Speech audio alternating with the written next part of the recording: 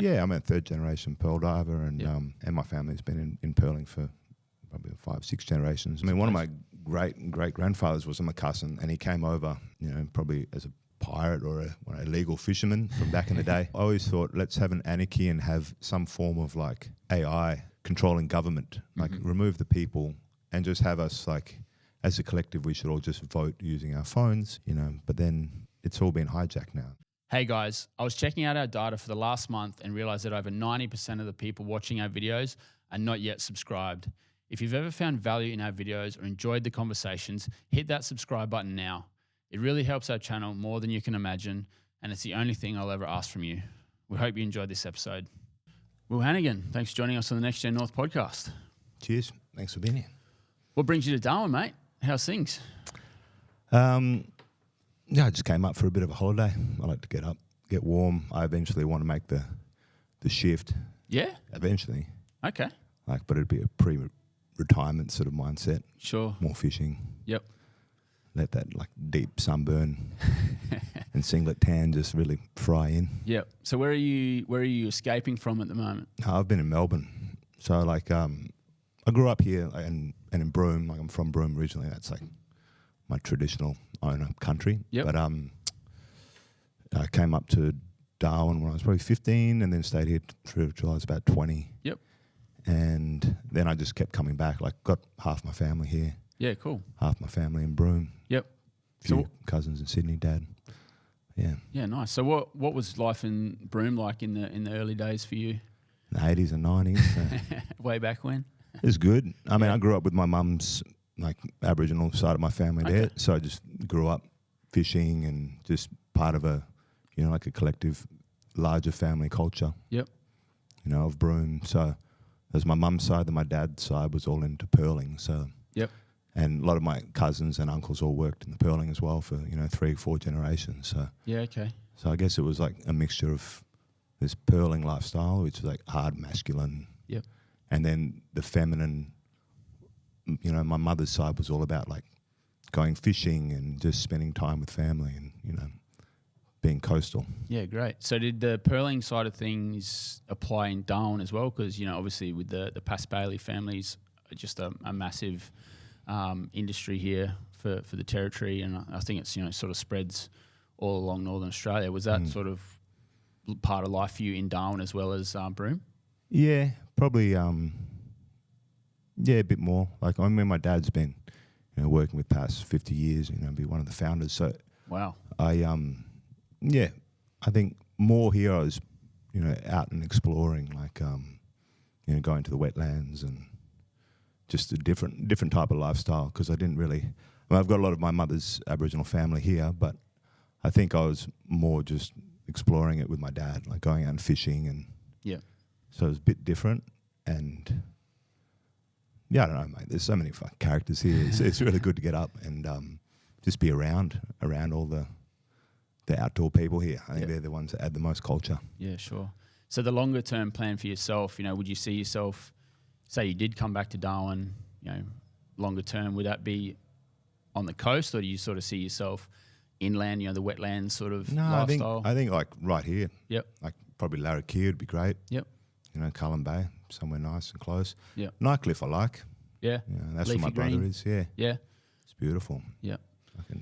Yeah. So I guess life in Broome, I've got a bit of a connection to Broome these days.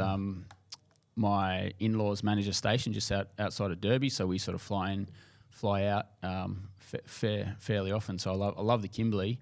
How do you sort of think the Kimberley differs to somewhere like the top end of the NT? Is it similar sort of lifestyle? Is it harsher out there? Because I know they get those sort of more plus 40 days. Like those really hotter. Yeah, the build-up's probably a bit more brutal, but you can swim. Like you're not afraid of crocodiles. And it's funny because I've been talking with all my boys here, and it's like we just got to open up. We got to start slaughtering these fucking reptiles before they take over. Yeah. And I was speaking to my auntie who grew up.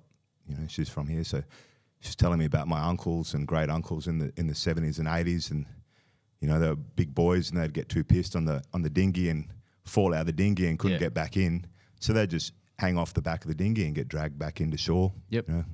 300-400 meters and probably in the Daly River, and no crocodiles. You know, you could go swimming and it's a lot safer. So that's what Broome and the Kimberley south of Broome is like that.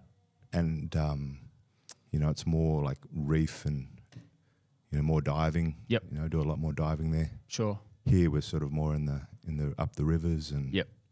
more barra fishing, but it's a bit more of a balance. It probably leans more towards sort of more reef fishing there and Yep. and being out in the reefs and Yep.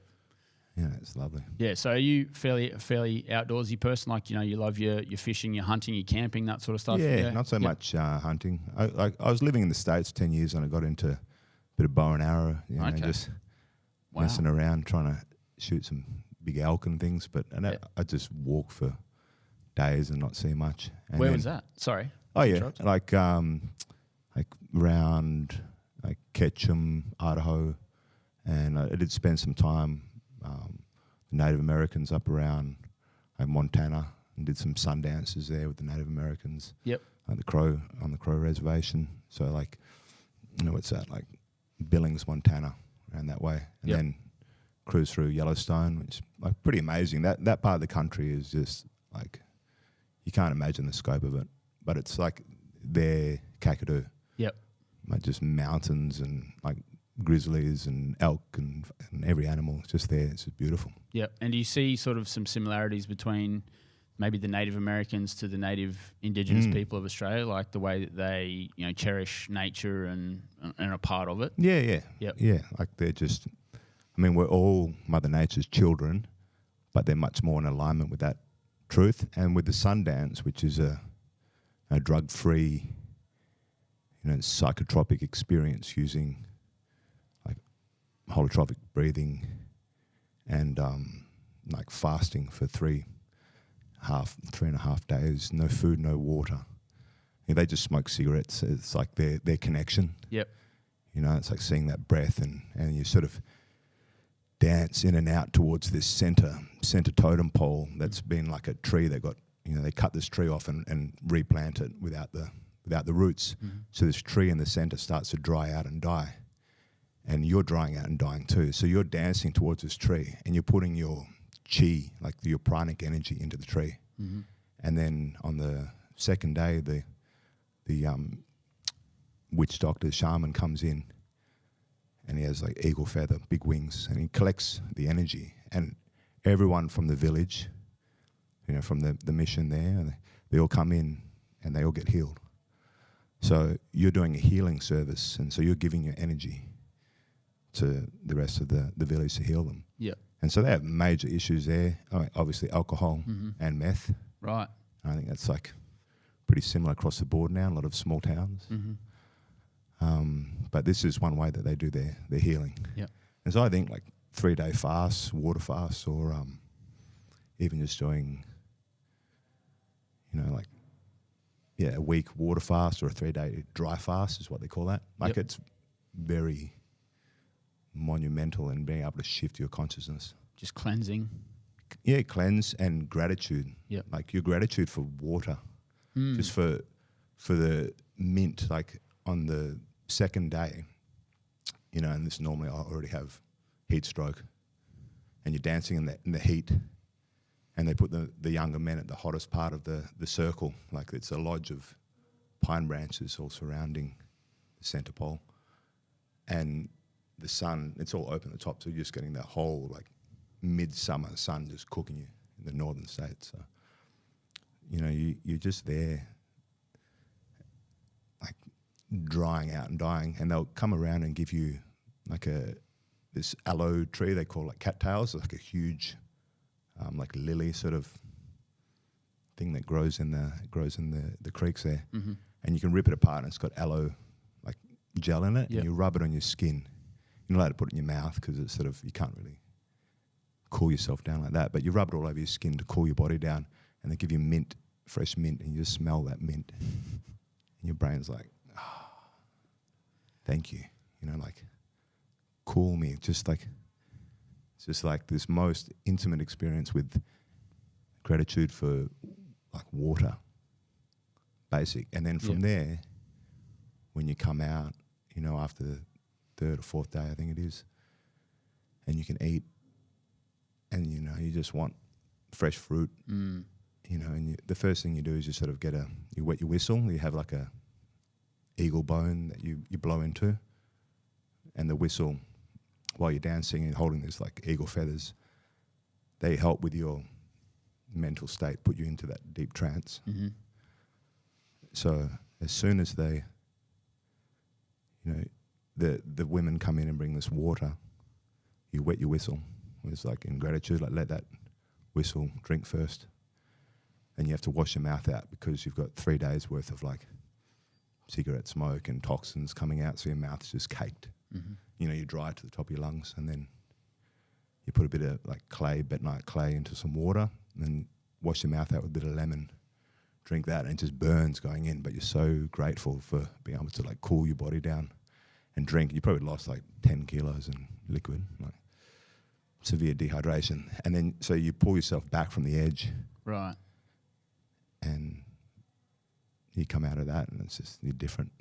So is it like almost like a rebirth thing, or is it just, I don't want to say repenting because that sort of gives a bit of a Christian slant to it, but is it like, you say like being grateful for, you know, the fundamental things that we need in life and that type of thing, just to give you a different perspective or a new perspective? Yeah, it puts things? you in touch with nature and the fragility of human existence, because I think we're very cozy here with running water taps and food, you know, but that's all an illusion because that's all toxic too, you know, like the full of fluoride and chemicals and lead and everything in the water, and then the food's, you know, not really what you think it is. It's all, you know, unless you're buying really good quality organic, you're getting kind of illusions of that. But, you know, the idea that everything's in the modern world is so easy to access. Yep. Yeah, Take it for granted a bit, don't we? Yeah, 100%. Yeah. And we just fill our head with bullshit to keep ourselves busy. Yeah. So when you can't do that, and you're like, oh, I just need a drink of water, and you're dreaming about water, and it just puts you back into the driver's seat. Well, you mentioned tobacco, which is interesting, that, you know, during this process, you know, they only really smoke cigarettes. Was tobacco always a part of Native American ritual, or is it something that's been introduced over time? You know, what's your sort of understanding of that? I believe it's so. I mean, I'm not sure if tobacco is native to that region, but I mean, I would imagine that we've always smoked something. Yeah. I mean, yeah, I mean, even if you go to there's, I mean, obviously weed puts you in a different state, and there's probably hundreds, if not thousands, of different plants that have medicinal value in changing consciousness by smoking. Yeah, but I think a lot of it, like psychologically, it's about seeing your breath. Right. The whole concept of smoking. I mean, I've noticed like in Aboriginal culture too here, like everyone's addicted to tobacco, and that's probably, you know, part of this. It's probably a traditional element to that as well that's been passed over. Yeah, well, I think they probably would have traded with the Macassans from Indonesia and all those sorts. I mean, one of my great-grandfathers was a Macassan, and he came over, you know, probably as a pirate or a illegal fisherman from back in the day in Broome, and then he just, you know, collecting sea cucumbers or something, and jumped ashore, swam ashore, and then ended up shacking up with a full-blood Aboriginal woman. Wow. And so, you know, I was like, I think it was like a Macassar Spanish Malay man. Wow. Way back. So well, yeah, we had a historian come on here a little while ago and discuss, you know, the colonial impacts of you know, the British settlement of the Tiwi Islands and that sort of thing. And it was fascinating him talking about, you know, the Tiwi people's relationship with, you know, the traders and the pirates and that sort of thing. Like there was a bit of a love-hate relationship. Yeah, so it was just, then you could sort of apply that, I'm sure, probably all of northern Australia. And I have relatives that were ancestors that came over from Thursday Island as well. So I think in Thursday Island they started pearling there in probably like the mid-1800s before they started in Broome. Yeah. And, you know, I had family back then that were pearling there. Yeah. Yeah, and I think be the same. I mean, definitely throughout the whole Kimberley, they're blackbirded. So wherever they found capable, strong Aboriginals, they collected them at gunpoint and then took them and made them dive for pearl shell. Yeah, right. And that's the history of pearling is based on slavery and a lot of murder. Yep. As is the history of Australia. Yeah. But yeah, I think that's like very it's like it's the dark past, but that's just how it was done 200 years ago. Like they weren't human. Yeah. In their mind, they were just subhuman, primitive animals. Like, okay, we can control them, and that's what they did. So I think originally they had women were better at diving and holding their breath. And is that right? What do you know? What is it like? Female anatomy or something that is different to the men's in that respect? No, I don't know. Maybe probably a higher tolerance to pain or something. Yeah, right. Okay. I don't know, but I know that the Japanese who started the cultured pearl industry. That was going to be my next question about the Japanese. Well, they used all the female divers. Over in Japan, or was that in Australia? Yeah, okay. in Japan. Yep.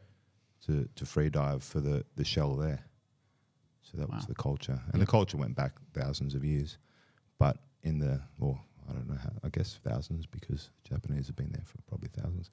But only in the last sort of 110, 120 years have they started culturing pearls. And that was probably better for everyone when they started culturing, because they didn't need as many shell as when they had the fashion industry, which was driving the mother of pearl industry in 1800s. Yep. They switched it up. So what's your sort of relationship then with pearls? Like you were a pearl diver, is that right? Yeah, I'm a third generation pearl diver, and and my family's been in pearling for probably 5-6 generations. But so you had no choice, really, did you? not consciously, I think.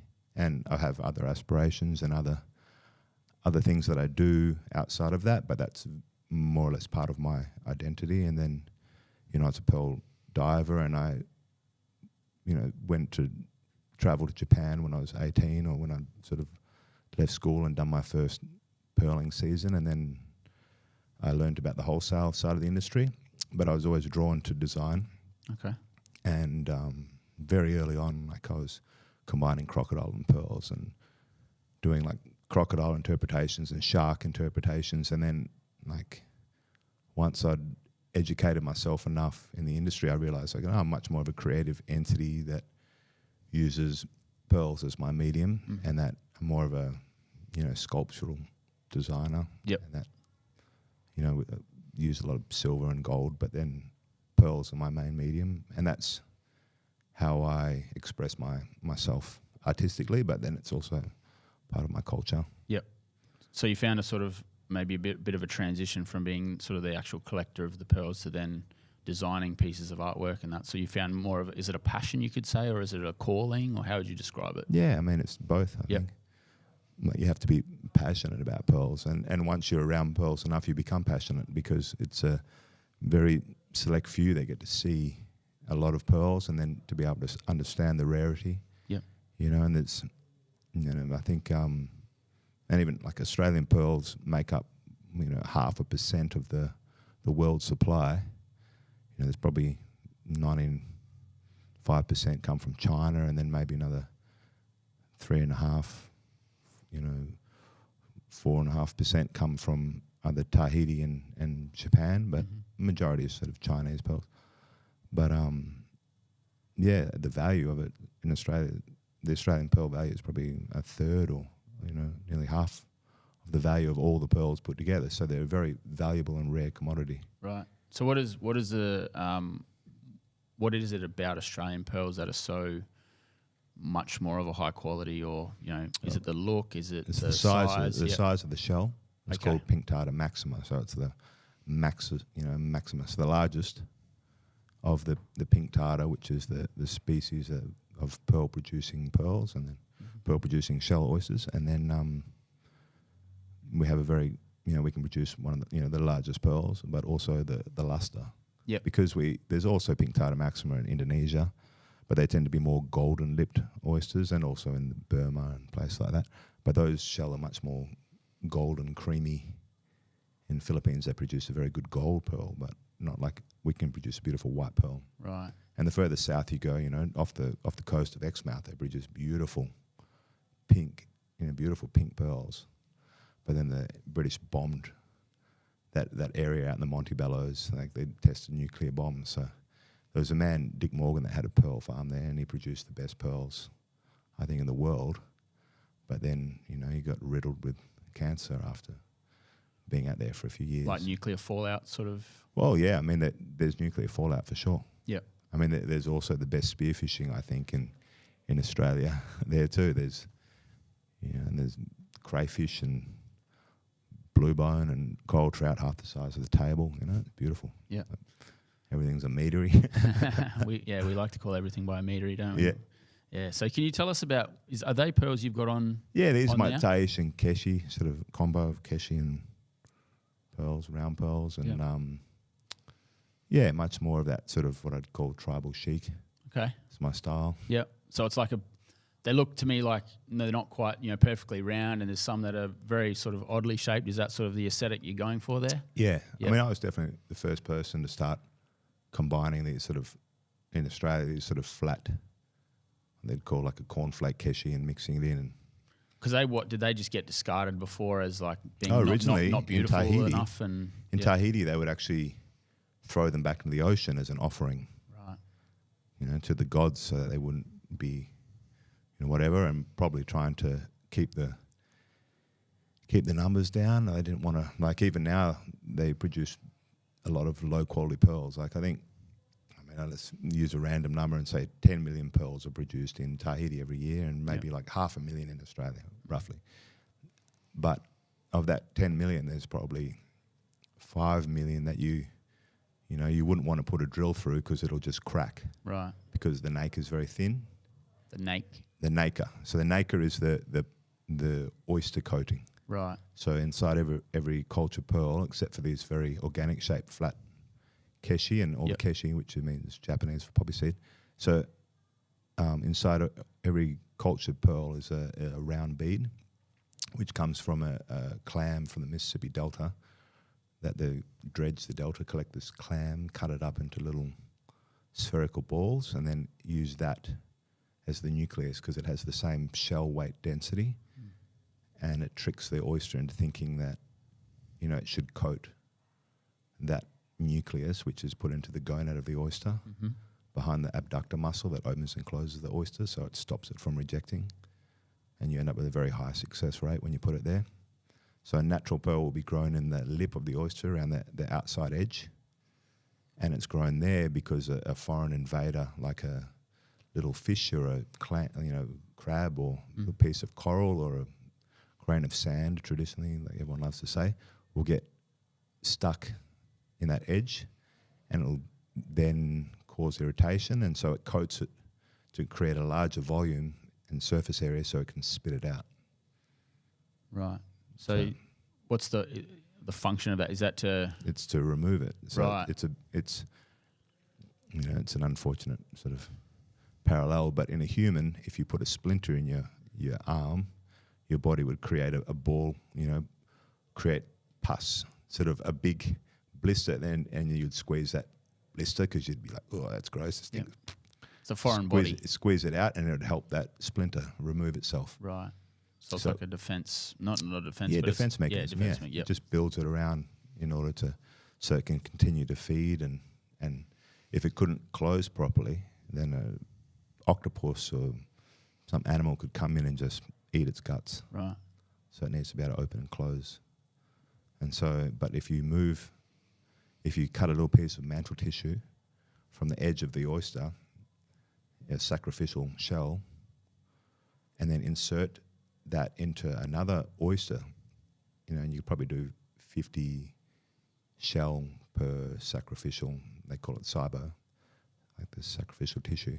You can cross pollinate the next shell, and then determine the luster and the colour of that sort of donor.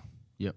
Using that donor tissue into the next oyster, you put it into the gonad, and then that's how you produce a pearl. You put that nuclei with that sacrificial tissue in the gonad of the oyster, and it produces a pearl. Wow. That's the science, man. Yeah, wow. But so I'd like to get to the creative process of you making your jewellery in a bit, but I want to just stay on the actual process of harvesting pearls itself. What does a day-to-day look like for the average pearl diver? What is the... Oh, yeah. There's multiple functions within the... Yeah, if you could tell us... Within if you want to tell us... pearling company, I guess, there's very, hundreds of different jobs you can do, but let's say like a pearl diver, sort of waking up 4:30, 5, sun's up at 6:15. So you're getting up, say,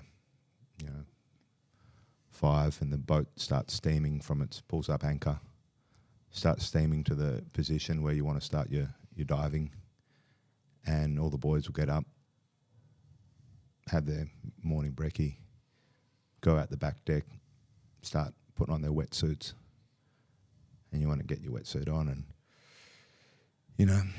get ready for the start of the day, have your morning cigarette, morning coffee, and at sunrise, almost just before, we're in position, fully dressed, got your neck bag, which is a bag big enough to hold probably about 20 kilo of pearl shell around your neck, I say 20 or 30 shell, and then you have your big bag, which is attached to a work line. So we have like converted prawn trawlers that have booms that hang down either side of the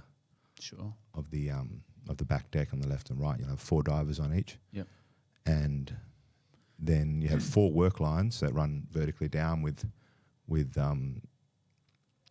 50 metres of work line running behind the boats. Yep. And so 4 divers will jump off the port, 4 divers jump off the starboard. You swim out. You've got your air hose connected to the compressor at the top deck as well. So you're connected by a work line. So you don't have a tank on your back at all? You have a bailout, which is a safety mechanism. So it has a different mouth reg. Right. And then you have your air hose connected to your weight belt. And then that weight belt, you want to keep that on, because then the air hose runs all the way back to the back deck. So that's sort of your safety. So you swim out to your work line and you swim down. And then off that work line, which has a large lead sinker, sort of hang back sort of 20 metres behind the boat. Yep. Then you start swimming left to right. You sort of have 3 metres, 4 metres each side of you. So you're just sweeping? Yeah, you sweep along. Yep. And you want to go, with the tide or against the tide. I don't know how these skippers do it, but there's a direction. I just can't remember right now. But sort of go and then have about 45 minutes and come up.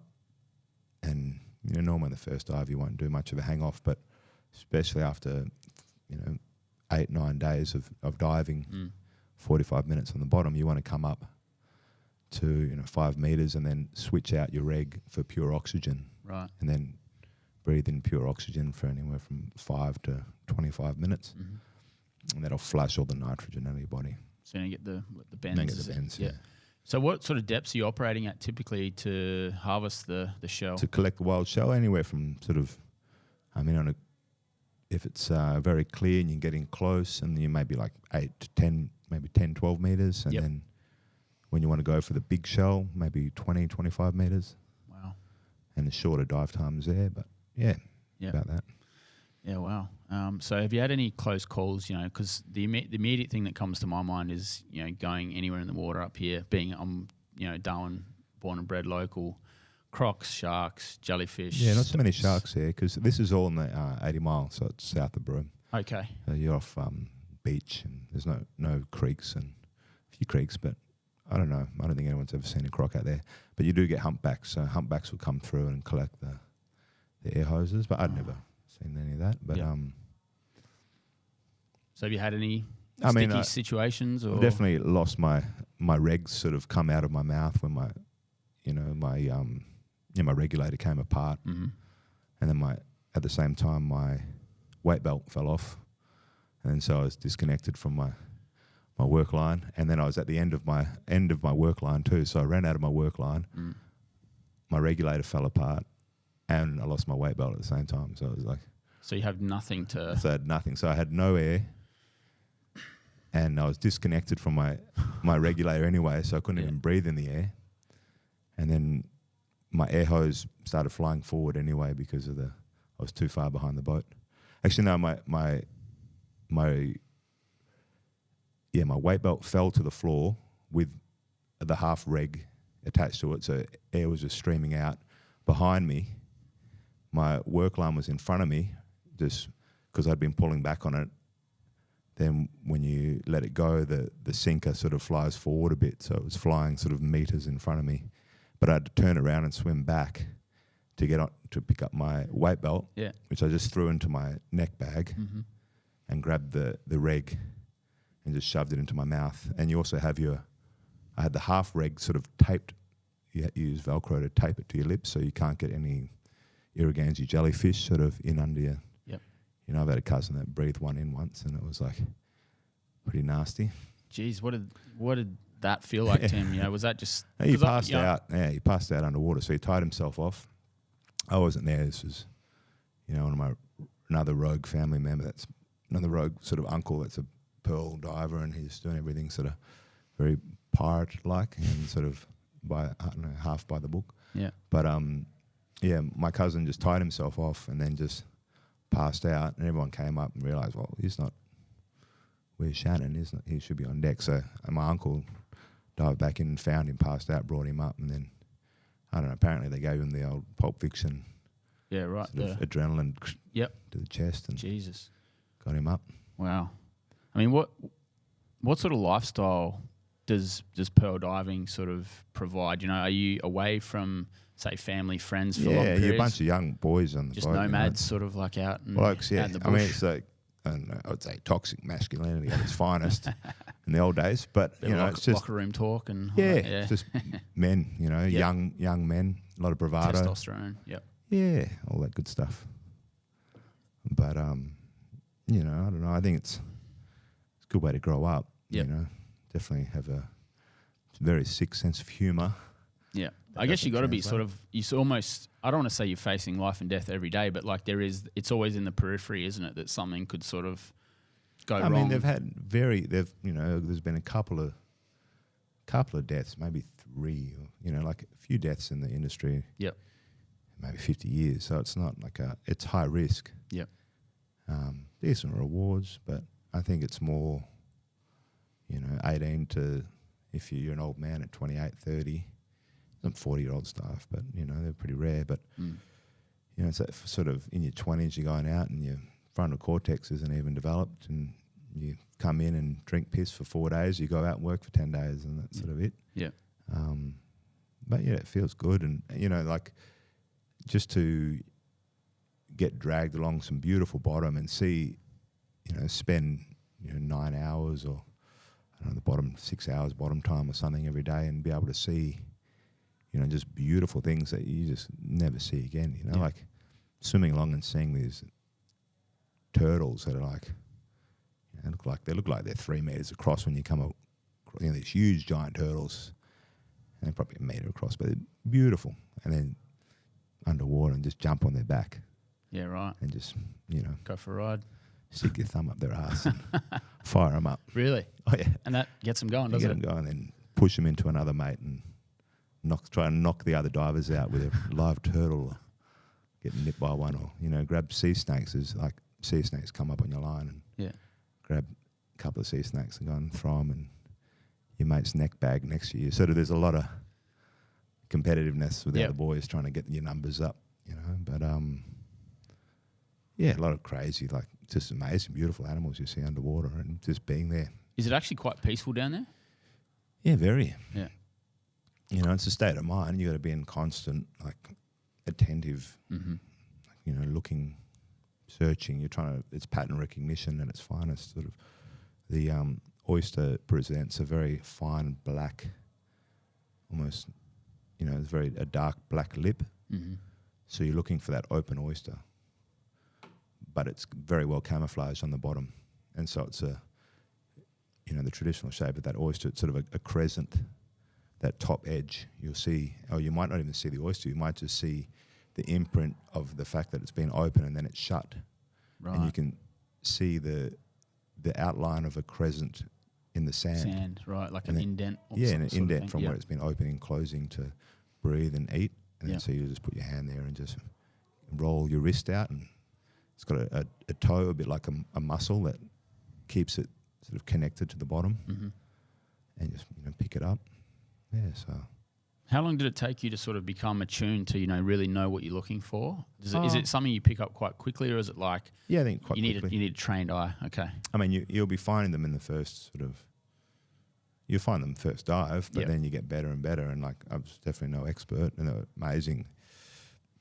It's like Joel Feeney, and there's just amazing head divers and divers out there that just be like on another level, just not even holding off the rope, just sort of swimming all arms and just going out wide, just like on fire. Just the LeBron James and divers just in the zone, man. It's like smashing it. And sort of, are you looking for the bigger ones, or is it just like you're just sort of grabbing everything that's in your there's a immediate size, radius? So you don't want them too big, because by the time they come to maturity, and you want to get 2 pearls out of them. So every 2 years we operate. So once we've collected that wild oyster, that wild shell, so within anywhere from like 2 months to 3 or 4 months, they'll operate on it. And so and then after 2 years of looking after that shell and hand chipping all the barnacles and oyster, the little things that grow on it, and seaweed on the shell and the lines, you want to insert another nucleus, pull out that pearl, put another nucleus in, and then try to grow it for another 2 years. So because they're sitting at a higher water column in the top 6 feet, once we operate, they grow very quickly. So if it's about the size of your palm in diameter when you collect it, by the time you've finished, it's sort of the size of a dinner plate. Wow. And so if you already get one that's maybe a palm and a half, like 3 digits, we sort of work your palm size. So you want it in that first middle thumb, middle finger indentation down your palm, or you want it the size of your palm. You don't want it too much bigger. I mean, anywhere around there. Otherwise, Sorry, I just noticed that bloody... Got a little bracelet on, That little one, you call it. It's become fashionable. I just started. Can you talk us through like where those ones come from? So these are Australian. Yep. But they're they got good luster. But I really like the organic shape of more of these circular and baroque, and they've always been traditionally like I'd say better value. Yep. The Japanese, the Chinese, wealthy people want the perfect, perfect round, perfect drop, perfect button, perfect oval. But I like a lot of the imperfection too. It just adds character. And you can't just take, say, an imperfect pearl and then just grind it down to there's ways that I'm sure people know that for a trained eye like yourself. Yeah, there was always stories about the natural pearls, which were back in the we get natural pearls now, but let's say 100 years ago, a natural pearl you could buy a building in New York with or something, crazy. And right. I think it was a guy, Cartier traded a double strand of pearls for the Cartier building on Madison Avenue, Is that right? 5th Avenue, or whatever it is. Yeah. Wow. So they were very, very valuable. But if you were presented with one that had a flaw, that made it a lot less valuable. So there was a pearl doctor who was Sri Lankan and came to Broome called T.B. Ellis. And he was very famous for being able to take an imperfect pearl, which was a natural pearl then, and be able to peel back the layers of imperfection to try and find the perfect layer underneath, because pearls do grow in layers. Right. But and so if you shave a layer off incorrectly, you'll create like a glassy surface, because the way that the calcium carbonate sort of layers itself is in right angled sort of crystalline structures. Okay. So it grows like a crystal essentially. Yep. But if you polish it and you polish it incorrectly, maybe too hard, you lean into it too hard, Yep. it'll create like a glassy surface. So it'll change the natural luster. And I mean, there's a lot of sort of chemical techniques that the Japanese sort of perfected, and now the Chinese run with it. Mm-hmm. And I mean, the Chinese like dye the whole dam to change the color of the pearls. I mean, they're like kind of crazy, but yeah, the Japanese have a lot of different techniques using like ultraviolet light and hydrogen peroxide to try and brighten up the lower grade. Right. Add a bit of value to them. Yeah, I mean, yeah, not everything's perfect, and the best thing about Australian pearls is that we have generally just a very good quality luster. Yep. So when you say luster, like what exactly do you mean for the layman? Layman term luster is like shine. Yep. Natural, Okay. natural shine. Yep. And that natural shine, that brightness, comes from the two things. The colder water in the dry season will slow down the growth of the shell coating. Mm-hmm. And as it's growing slower, like a crystal, when it grows in a slower form, it grows tighter, and that tightness will create the rigidity of the structure will create more luster. Mm-hmm. I guess you think it's like it's packed in tighter, it's going to refract light better. Yep. So it's about the way the light sort of hits it and shines, and a combination of all those sort of aesthetic factors. Yeah, and then just I think Australian pearl shell just have a better shine too. The cold water, that's mainly it really.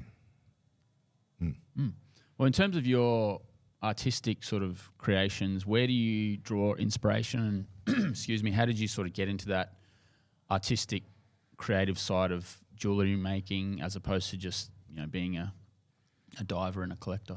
I think because I grew up in Broome, and Dad's office was really close to the Pass Bailey showroom, so I was probably in the showroom a lot as a kid, and just seeing a lot of the design stuff from the 90s, and it wasn't like anything, I guess, amazing compared to sort of more of the modern design, but just being able to see the beauty of it, like as a finished product, and I was just really drawn to it, and I think drawn to that I think when I was younger, I just was like more punk, I guess, and I always wore pearls. I always sort of thought that men should wear pearls. I always wore necklaces and thought like they were cool, and it's kind of punk.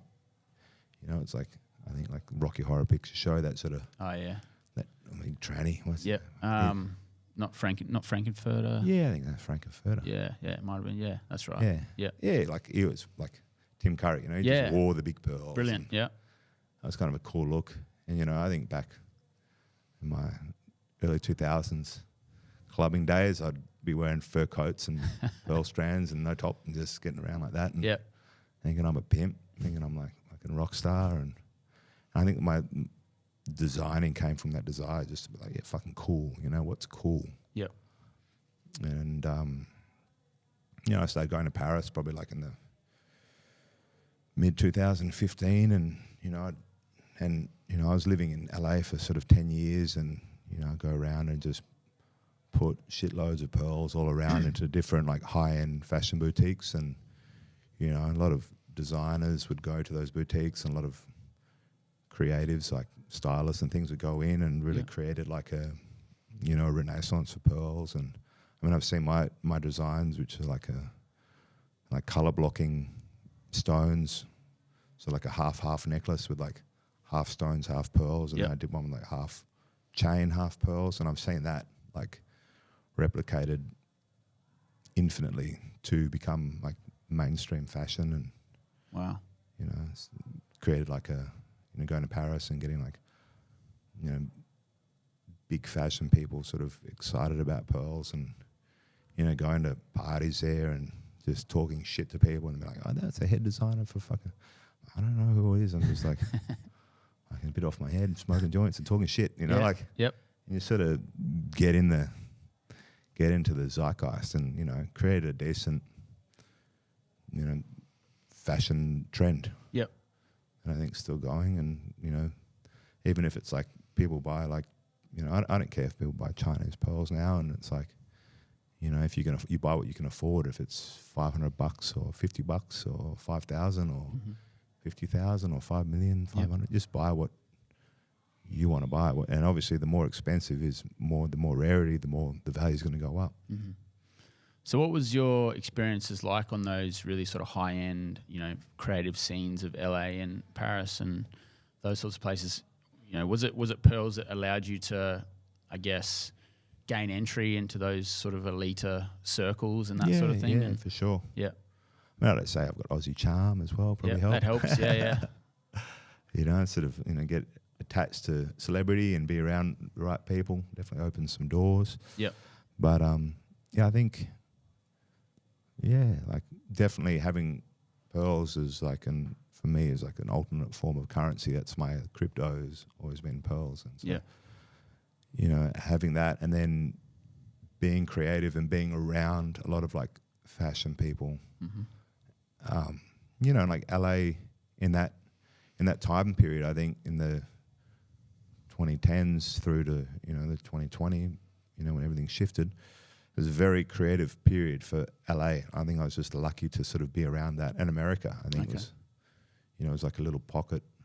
And I mean, I'm sure it's still there, consistent. But for me and my just journey as a designer to be around there and see people just taking like even just fabric and turning fabric into something of beauty. Yep. And then knowing about the different quality, and then I could sort of assess that with what I was doing. And like every 3 months, every 6 months, a designer comes up with a new collection.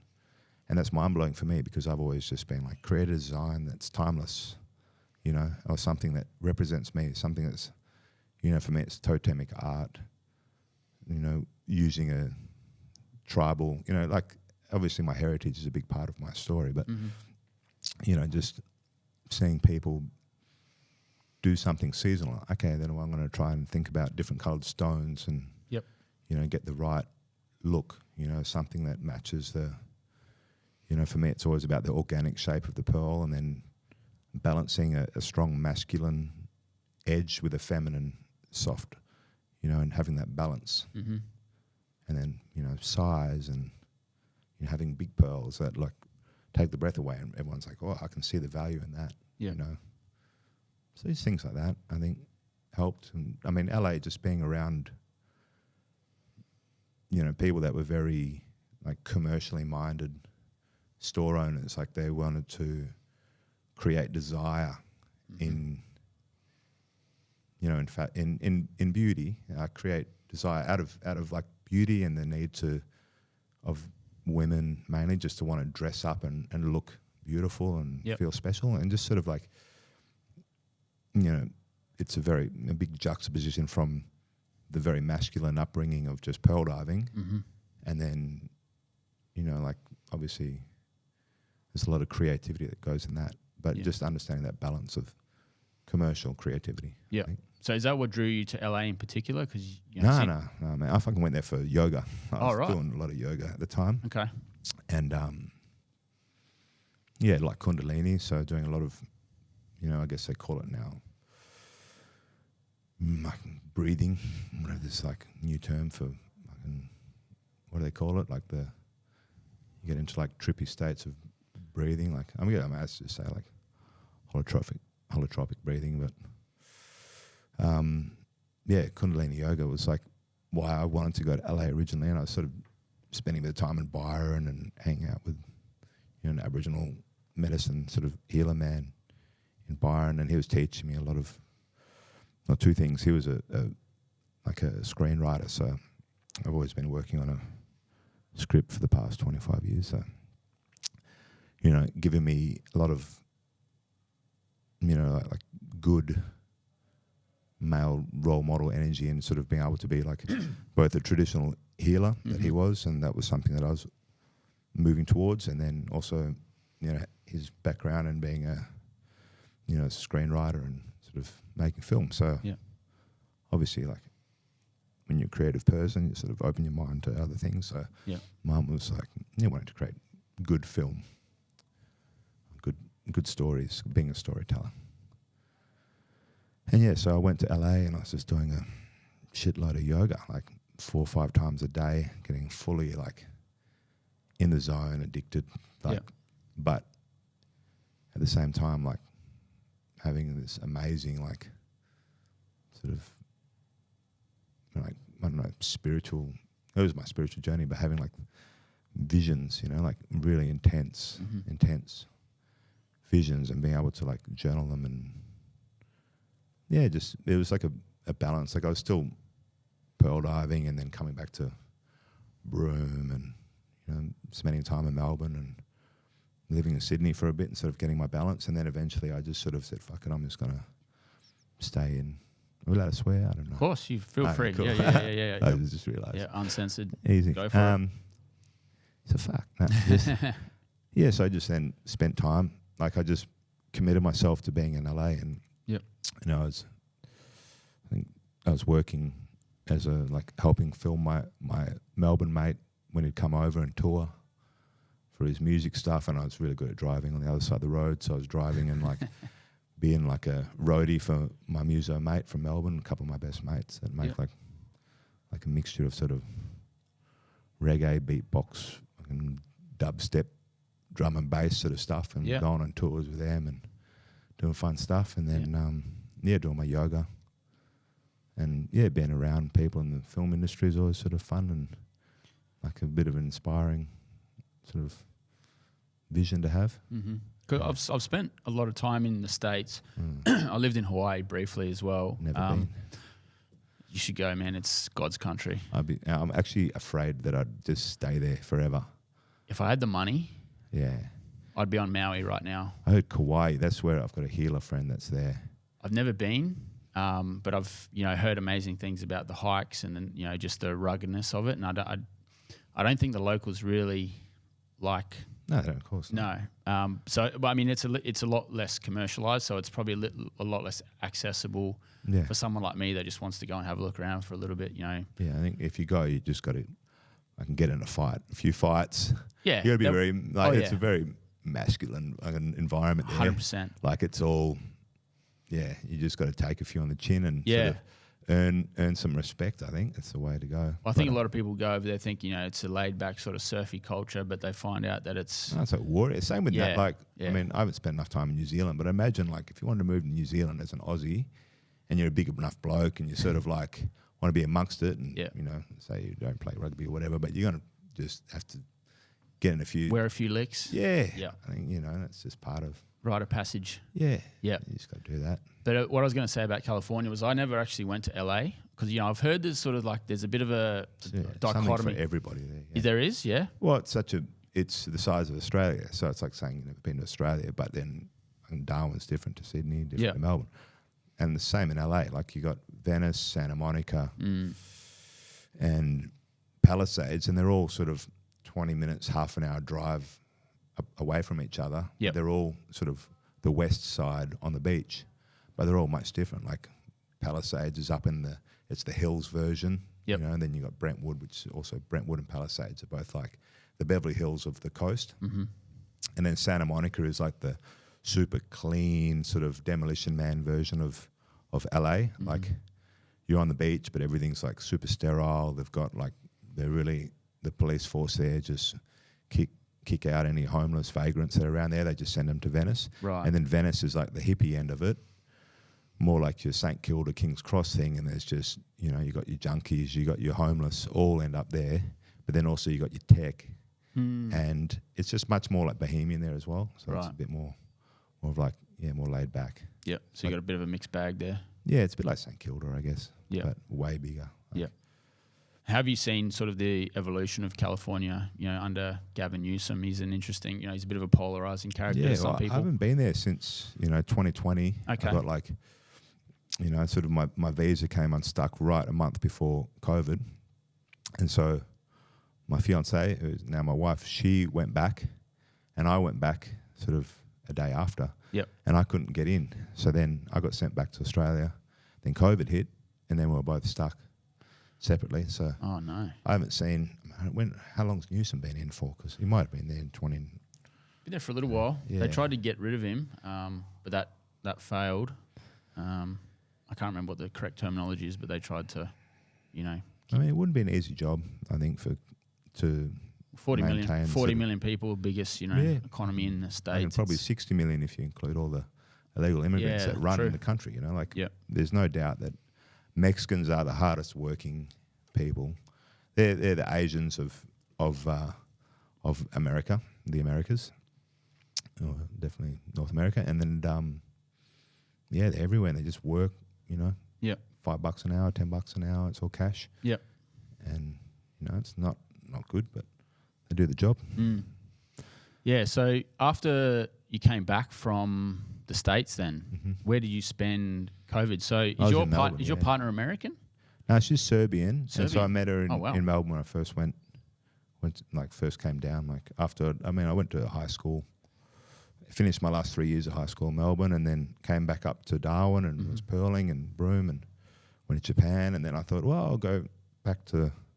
I had 2 offers actually. I had an offer to go to LA then, which I'm like a bit pissed I didn't go, but I'm glad I didn't go too, because it was with some Japanese blokes that were pretty high end dudes that sort of owned all the property on the top of the hills, and it would have been a very warped sense of going to LA, whereas and being too young, and so I just decided I'd try to go to the uni, and so I went to Melbourne first. So that's where I met her back when I was 19, and she was a bit younger than that. Yep. Yeah. So then, have you been to Serbia? I'll ask that. No, I've been to Montenegro where her grandmother was, and she's from Mostar, so I haven't been there yet, but I've been there. Yeah. It's beautiful. Yeah. I went and watched the bridge divers, and the sort of, what is it, the Orthodox side, and then you've got the Muslim side. It's really, I mean, that's the where Balkans, it all kicked off. Yeah, the Balkans was fascinating. I went there, and I went to the sites of the Bosnian massacre. I remember the first time I ever heard about what a Muslim was. It was a white Muslim involved in the Bosnian massacres, and we went to.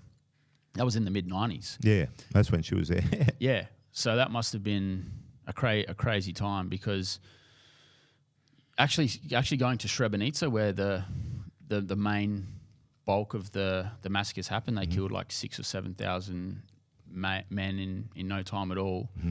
But actually being so I've been to Poland and the death camps there at Auschwitz and that sort of stuff. But to me, that always felt like history, because it was in the 40s. Whereas I remember hearing about the Bosnian massacres on the news when I was a kid in the 90s. And that was a very different experience, actually seeing a survivor of the massacre explain what had happened and how they escaped and that sort of thing. It's a fascinating place. I unfortunately only have the Serbian Orthodox side of it. Yeah. Which probably very different to the Bosnian side. Yeah. And, I think it was Yugoslavia, it's a bit like Russia sort of kind of is now, and a bit sort of what's happening, and it's very political. And, the States got involved and Germany got involved, and there was a bit of land up for grabs and a few, resources that needed to be expatriated. But I think, I mean, it's hard, but I mean, it's the centre of, the Serbian Orthodox sort of culture is all around Kosovo, and it's like their Jerusalem, and it's also, there's a strong Muslim, Islamic population there because the Turks took it over for, many hundreds of years, and, it's no different to sort of, Palestine, Israel. It's a very complicated. Well, these are old conflicts. Yeah, these are thousands of years. As Australia, we're only a couple of hundred years old. Obviously, the Indigenous peoples were here for tens of thousands of years before that. But we're such. I think a lot of us think about our existence in those terms. Whereas the Russia, Ukraine, that could be a 1,000-year-old sort of conflict. Palestine, Israel is the same. And I'm sure that the Yugoslavian conflicts was the same. I think the Serbians. I remember hearing about, the general. I think General Mladic, he was, talking about what had happened 400 or 500 years as get back to the Ottoman Turks, for the Bosnian massacres. So, yeah, it's very hard for probably someone like myself to really understand how deep-seated some of those old conflicts are. Exactly. I mean, I've never heard of the Bosnian massacre, for example. Is that right? Never. Wow. But sort of, I've only heard of like Serbians being persecuted. Yep. For example. Yep. And first-hand survival stuff. But that doesn't mean that there isn't deep-seated conflict on both sides. And that's right. I mean, it's probably the closest thing we have to that. Trying to understand Israel, Gaza, Palestine thing is, if you could look back in history and look at Yugoslavia. I think there's a really good documentary called The Weight of Change that my wife constantly talks about and sort of recommends people watch, sort of to try and understand a bit more of the, conflict. Or is that the Serbian perspective? I'm not sure. I'd imagine it probably is. So you haven't seen it either? I remember I've tried to watch it. I think there's a couple. Right. But I'll have to remember that one. I'll give it a look. Change, the weight of change. Okay. Chains, I think. Chains. Okay. Weight of chains. Yeah, I think. Yeah. I'll be able to find it. Yeah. All right. We'll check that one out. But anyway, we'll get off that because that was it's a little bit heavy, that sort of stuff. But it's important that we sort of understand it so that we try to not let it happen again. But it's going to constantly happen. I mean, humans are very warlike. I mean, living in America and you sort of get the bubblegum Hollywood fantasy that's been projected very well by mainstream media, and then you look at all the warring that's happening around the world, and all it's sort of all comes down to the petrodollar. Got to keep the US dollar afloat. Yep. So let's control the oil and let's sort of persecute anyone that is anywhere near the oil or can help us to secure some oil in the region. And this is why, Israel and Saudis and Iran such a big threat, and Russia, China, So were you in the States during any of Donald Trump's reign? So I was there 16, 17, 18, 19. That's sort of around the time I was there as well. Yeah. Interesting. I was there actually in the lead up to the 16 election, which was very fascinating. I was staying in hostels, traveling around, and a lot of the guests were in the TV rooms watching the Republican primaries and all that sort of stuff, and everyone was saying, not giving Donald Trump a snowman's hope in hell, and he just kept winning and winning and winning. So I don't know how you sort of see things unfolding. We've got the US has got a federal election coming up very soon. How do you see it? Whoever wins being good or bad for the future of the USA and the world, I guess, because they sort of set the. I think after being there for long enough, but also just being in Australia and Melbourne during some lockdowns and things, I've built up a bit of a tolerance to bullshit and sort of the mainstream narrative and all this. But I would say that, I spent a lot of time around different people, like Republicans and Democrats. On election night, I was around a group of Republicans all cheering, and then I went, in sort of Newport Beach, and then went back up to LA, and I was around a whole bunch of Democratic people that were really upset and sort of crying and very end of the world. And then sort of I experienced a great amount of growth in my business and the economy around me during the Trump administration, and no wars, and not a very polarizing person that really created a toxic environment for politics and for being able to talk openly about your political views, and having people accuse other people of being like right wing, alt-right, or being like libtard, and having all these names to throw back and forth at people. And sort of I've always stayed, I always thought I was a bit more left, but now I'm sort of more towards the middle, which probably makes me, far right of centre. According to the mainstream media these days, it's just... But, fuck it, you just just can't say anything. I don't know. He's a bit of a dickhead, you know. At the end of the day, you got to call him out for, you know, he's a rich, you know, white cunt, and sort of, I don't know. I think it's all Hollywood again. You know, they say politics is like Hollywood for ugly people, and there's a lot of money being involved. And you know, if you look back at it, he could have called up. You know, he could have dropped a bomb or tried to prosecute MBS for killing Khashoggi, and he could have freed Julian Assange, and could have done a lot to sort of reverse what Obama had done, the whistleblowers, and didn't really do any of that. And he took a fair bit of money from the Saudis, and you know, between him and Biden, they've both been pretty open to Israel, you know, and sending a lot of money around the place. But I don't know. You know, at the end of the day, it's sort of like a big puppet show. I always say, because my old man's like, he listens to too much CNN now, so I just see obviously I'd call it brainwashing, but you know, he's very like, fucking Trump's going to end the world and Trump's going to. It's like you're looking at sort of two puppets. You got Punch and Judy. Yep. But then if you look behind it, and I always say like, you know, the ultimate conspiracy. It's like, look at BlackRock, Vanguard. Yeah, Vanguard. At State Street, you got Yep.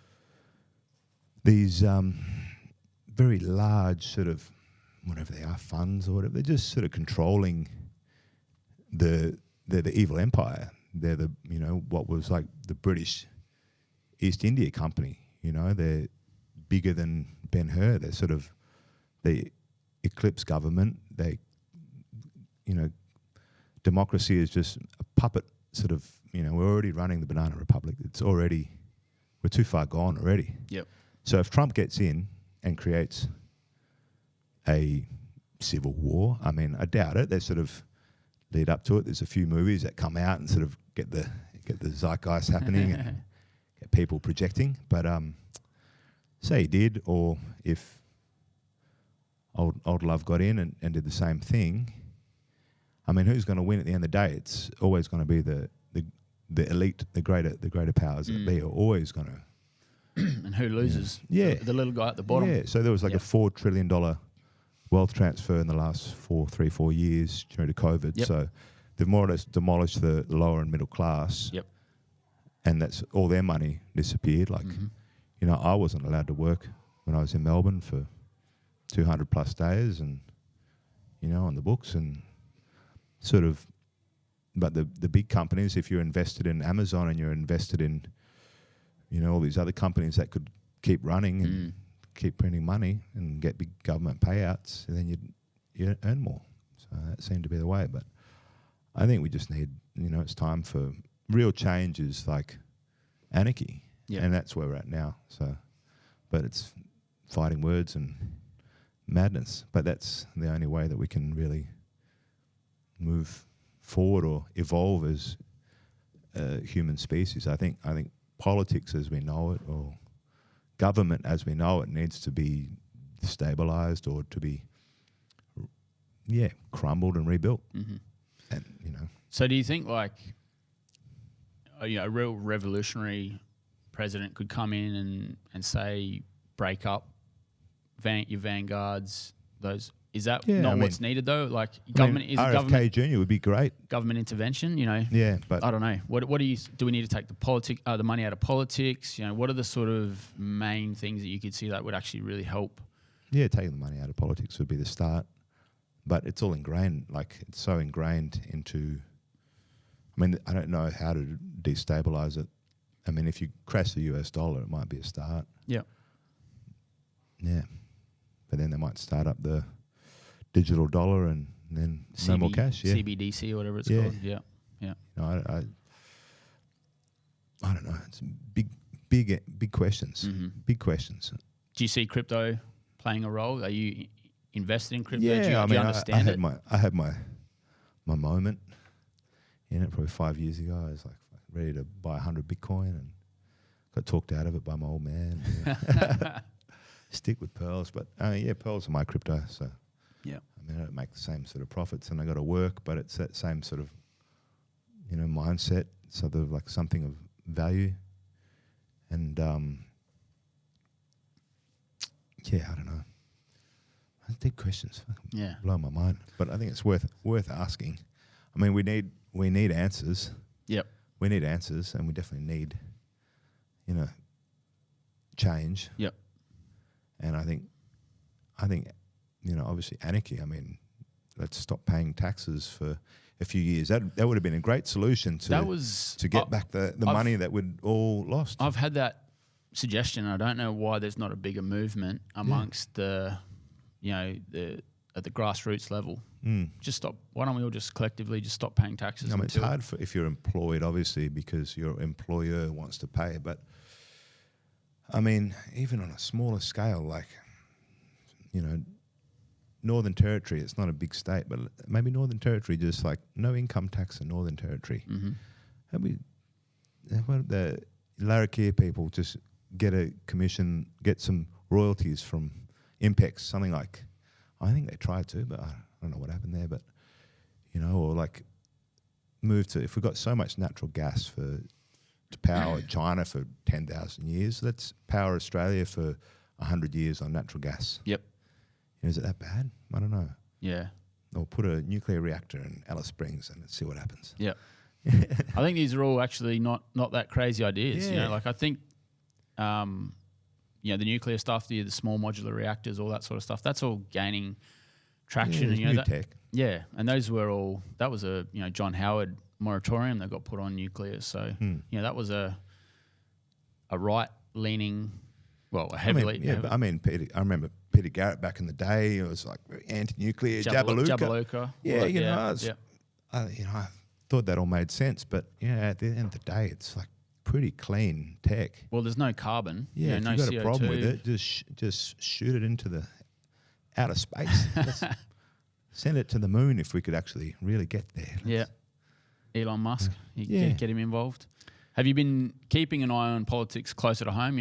We've actually got an election a week away. I've seen territory. I've seen all these people go around, and I always like to joke like, "Don't vote for Green, you throw your vote away." But in Pran, like I think I'm Pran, Windsor or something, I voted Green and voted a whole bunch of things like just fuck it, see what happens. Yeah, throw the cat amongst the pigeons a little bit.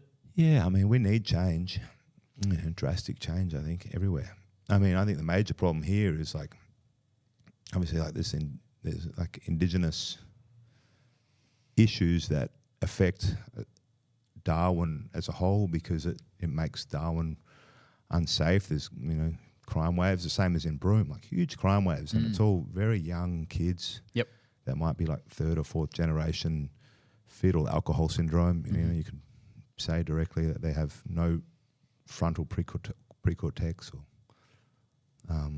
they're brain dead kids, and they need a lot of help, and what can you do about that? But I mean, my extremist view would be like more money, but no alcohol in general. No, if you tick the box, you're Aboriginal, well, you can't drink. It's illegal for you to drink. I don't drink. I haven't had a drink for 6 years. And I definitely have the gene that sort of is either the alcoholic gene or can't process it very well and just sort of sends me off a bit. What is it, like an enzyme or something that's harder to I'd imagine break down? Or I mean, I was talking to my mate Sean. It's like we can't like we didn't eat fermented fruit and vegetables and things here for thousands of years. Everything was either like cooked, but it wasn't fermented. So you lack that gut enzyme. Yeah, but I think that'd be the solution. Yep. But does that sort of raise questions about equality and people wanting to make their own decisions about what they do and all that sort of thing? But I think alcohol in general is like the drug of the slave. I mean, I think everyone who works, generally you got to pay your taxes. You're a slave. Yeah. Australia is a slave colony. We're still living in that. We still have the oppression from the British. We still have very strict laws. So are you pro-Republic then? I'm pro-Republic, yeah. Yep. I mean, I'd kill those fucks and repatriate all the wealth And then I'd go after the church too. Yeah? Yeah. Geez, that's a big one. that's a big one. Yeah, tied in. Yep. Go chase some Rothschilds and Rockefellers while we're at it. I mean, let's go. Mate, you're putting the Let's go. putting the target on everyone. We might have to go. stop this podcast right now. Let's fucking go.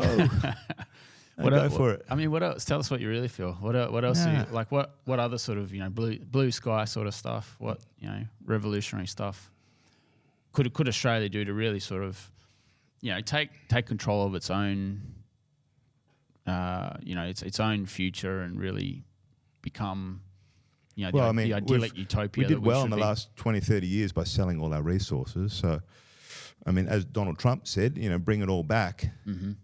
And, I still think, I mean, I see a lot of immigration here, a lot of Indians that they're great. They come here, they work hard. Yep.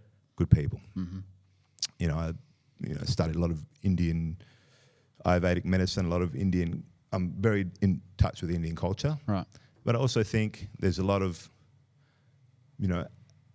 other Southeast Asian countries. There's like Indonesians and other places where we could start up these huge manpower-driven like farms and have amazing we could be what Africa was traditionally to Europe, like the fruit bowl of Europe. Yep. We could be the fruit bowl of Asia, and especially as they suffer from, probably they'll start getting more, cyclonic things and major weather events as things unfold, or not enough resources, not enough land. Yep. We've got all the land, we've got all the resources. We need a bit more manpower. So let's bring in a couple of million Asians, and let's say you can work 5 years, or if you're a farming family, come over. Yep. Come work. Pay them well, and let's build up an amazing export culture. Export industry. Mm-hmm. We have a decent sized one already, but there's so much more. I mean, there's all the water. We should be selling all the rice to China. Yep. But how do we sort of reconcile that idea with, say, there's a huge amount of land. It's all just going into cattle now. There's cattle, but there's that's a big part of it. But also, a lot of people would say, why don't we just focus on, say, Aboriginal land holdings, and then get Indigenous people into agriculture. So we can have local jobs for local people. Well, they should be the landlords. I mean, they don't have to do much more than just have the land open and available for farming. And if you're whatever colour you are and you want to come and set up a business, well, you're going to be a 49% shareholder to a 51% Aboriginal owned company. Like they do in Indonesia sort of thing. Yeah, Thailand, I think they do that, where it's 70% ownership of any business, but something like that. I mean, that makes sense to me. So what's stopping something like that from happening then? Is it legislation? Racism, maybe? Racism? I don't know. I mean, I think probably it is at the end of the day. Are there enough, motivated young people, and, whether you're Indigenous or anyone, are you motivated enough? Like, how many hours are you spending on Facebook and TikTok and Instagram and all this shit? Like, are you motivated in general? Yep. Do you have the drive? Do you see it? Are you around people that motivate you to how do we drive that then in the younger people? Is there a way that do we just see if we can get rid of social media? I mean, that'll happen. Is it education? I think that'll happen, but I think our generation is pretty fucked. Like, it's sort of the drug of choice. I'm addicted 100%. Yeah. YouTube, I can't stop watching YouTube. Oh, mate, I'm on it. Wake up in the middle of the night. Can't sleep. Especially I've got a 6-month-old. So she'll wake me up, kick me at 2. I won't. Last night I didn't sleep from 2 till 4. Just got to get on. I've got mates in the States and we all just share memes. Thousands. Yeah, just how we communicate with each other. But, I mean, there's been a lot of research on it now. We've sort of had really, I'd say 10 solid years really since social media became mainstream. And I guess that was due to the advent of, apps on phones and that sort of thing. So we've had smartphones. Dumb phone. And, I've talked about it a little bit on this podcast previously, but they call it the anxious generation. Yeah. And they can pretty much, pinpoint it to 2013. And that was a time when, things like Instagram, Facebook became just exploded on smartphones, and it's predominantly young women, which are... I mean, they commit suicide. That's right. constantly, Yep. huge numbers. Yeah. Or they start to change sex now, it seems to be the thing. And, you know, it's, where's this all coming from? Who's programming it? Who's you know, these tech companies now, like, they've got our attention, but now they're directing us. Yep. You know, so it's much more than financial. What's the motive? Yeah. So there's like a distinct, this is being driven by someone. It's not just sort of like a natural evolution, you think? Yeah. Yeah. Yeah. I To mean, what end? Just control? I don't know. I guess. I mean, I was always I always thought, let's have an anarchy and have some form of like AI, you know, controlling government, like remove the people and just have us like, as a collective, we should all just vote using our phones, you know, face recognition or, you know, but then it's all been hijacked now. So I don't even know. Like, and the politics seem to play a big part in social media, you know, and they're all based in California and it's all seems to be swinging one way. And I don't know. I mean, these are just questions we just need it. I mean, my daughter is 6 months old. Like, I haven't posted any photos of her on Facebook, Instagram. I don't want her to have a digital footprint. Yep. At all. You know, that doesn't help. You know, I don't think it helps at all. It sort of, you know, creates more problems. It's great, like I'll collect photos and store them. And at some point, maybe have like a private setting one, but like, I don't want a 13-year-old or 18-year-old or, you know, I don't want her on there at any age. Yeah. Like, it doesn't seem healthy. Like, you know, and I think, I mean, my cousin, Megan Waters, who is, you know, she has a great following and she's a, you know, young Indigenous woman and she's constantly on there. And I think there's like, you see like the positive and the negative of it. Like, you know, I love it. I don't want to feel unhappy because she's crying on camera about being stressed or anxiety. I think it's good that she talks about it and is open about her mental state every day and how she feels like this. I'm like, yeah. Like, make sure I call her today or reach out to her and ask her. But like, at some point, like, especially with a lot of influencers, like, how much do they rely on that for their dopamine hit? You know, and I mean, she's one example, but I know women that have millions of followers and, you know, 50 million followers in America, and their whole life is based on get that shot. And it's all like it's not their face. They're like, their face is not that. They filter it. Yep. For one, they put a shitload of makeup on before they filter their face. Surgeries. Oh, that stuff as well. That goes too. And it all ties into unhealthy. I mean, I can't talk about female issues or, you know, things, but I can definitely see what's healthy or unhealthy, you know, mentally. Yeah. And I just imagine it'd create more anxiety. So what's the remedy then? Is that sort of where we're at in terms of the next step in the evolution of social media? Is people... Yeah. I mean, this long form previously of what podcasting is, at some point, like, you can't deny that this isn't truth. You know, this is truth. We're just speaking truth, because if it's short clicks things, you can fake it. You can sort of fake that. You can't fake this, but you can fake that. And I think at some point, maybe it is about like inviting Big Brother in just to view, you know, watch your whole life. Like, but is that better for you? Probably not.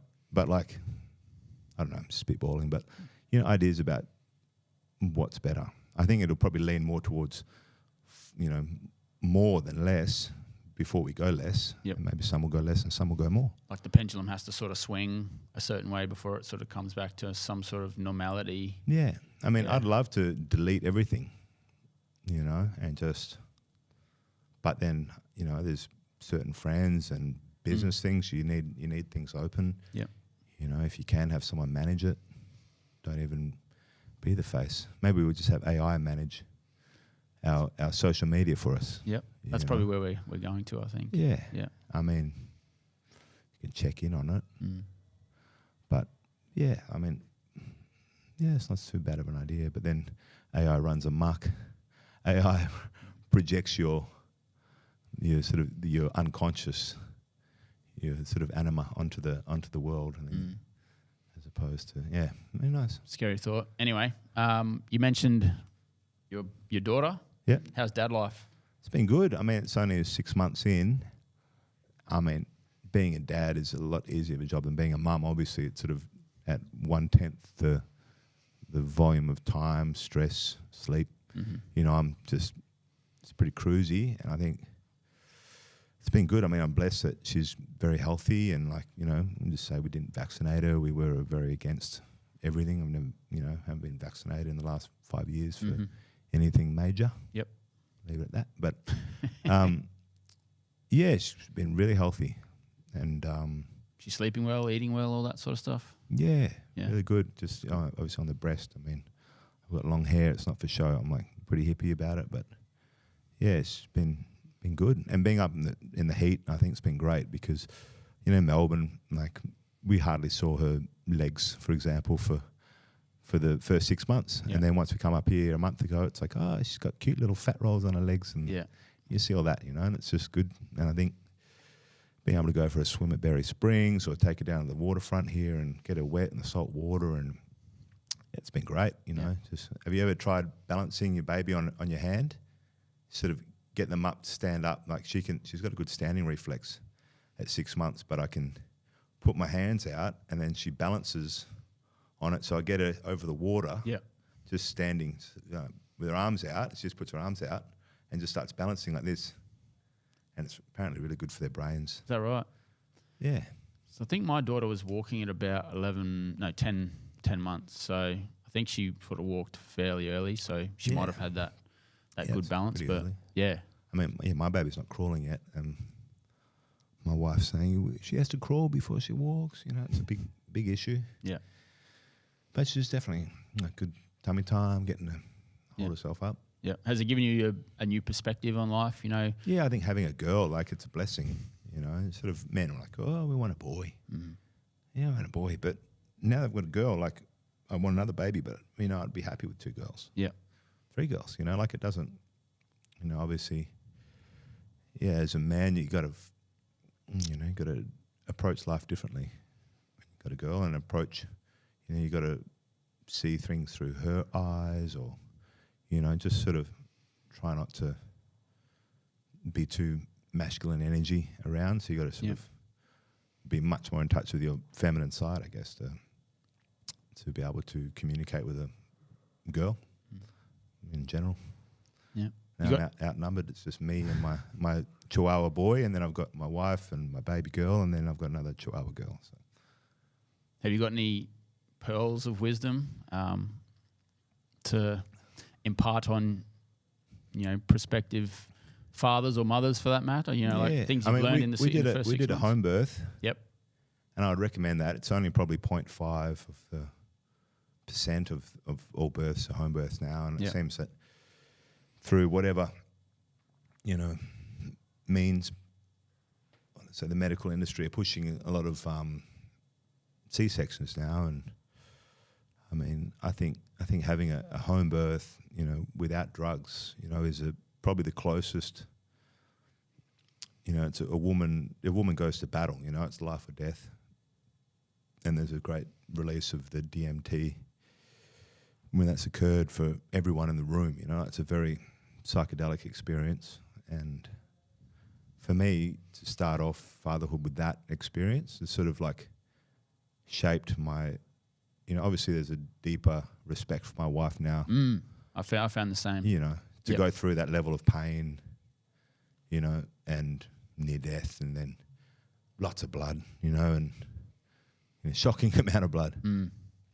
And, you know, you can't do anything. You can just sort of rub her back and you know, get the clary sage out, and sort of, you know, I was playing some mantra to try and put her into the deeper state, but, you know, they're in that real deep pain cave. And I think, you know, just, I think not, you know, fatherhood's not for every man. I think there's a lot of broken men out there that I would recommend, you're a bit of a fuck up, you know. I don't want you to have a kid that's going to be a fuck up, so maybe you shouldn't have a kid, you know, and that's fine. But, you know, if you're willing to then say, well, you know, I sacrificed my life and my future idea of an enjoyable life and all these sort of hedonistic pleasures and being able to be my freedom just to have a child and then put some thought into raising a conscious child that knows right and wrong, and I don't want a narcissist, so I'm not going to behave in activities that are going to create a narcissist or things like that. I think you just have to approach it like it's a marathon yogic event. It's